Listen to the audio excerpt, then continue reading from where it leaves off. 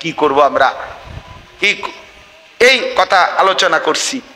এরপরে রাসূলুল্লাহ সাল্লাল্লাহু আলাইহি ওয়াসাল্লাম ঈদের দিন, রোজার ঈদের দিন সকালবেলা ফজরের নামাজের পরে নবী সাল্লাল্লাহু আলাইহি সাল্লাম বেজোড় সংখ্যা খেজুর খেতেন।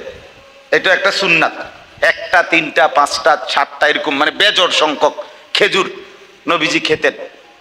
আমি আলহামদুলিল্লাহ সবাই নিয়ে আমার একেবারে ছোট বাচ্চাটাকেও খুলে তারা খাওয়াইছি, আমরাও খেজুর খাইছি, দোয়া করছি।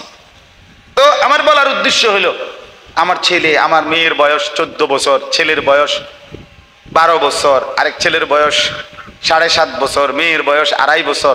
এই মিলে তাদেরকেও বলছি যে মা, আমরা বাপ, আমরা মুসলমান, আমরা ইমানদার, আমরা এই সমাজের আর 10 জনে এই মুহূর্তে নাচবে গাইবে।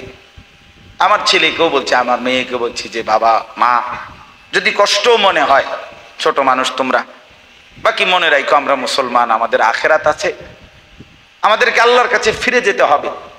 অতএব সব মানুষ যদি নাচে গায়, গান বাজায়, সব ঘর থেকে যদি ডেকসেটও বাজে, তোমরা মন খারাপ করো না, মনে করো আমরা এই কয়দিন পরে ফুর্তি করবো ইনশাআল্লাহ।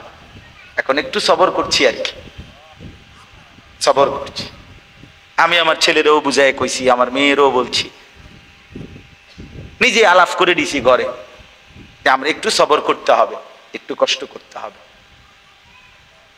তো আমি নিজে বলছি যে অনেক রান্না বান্নার অনেক কিছু আইনা দিছি, যেটা যেটা কইছে ওই সব রান্ধো, আমরা সহ রান্না করি, চলো কুটি কাটি মিলে জিলে আমরা খুশি মজা করি, অসুবিধা কি।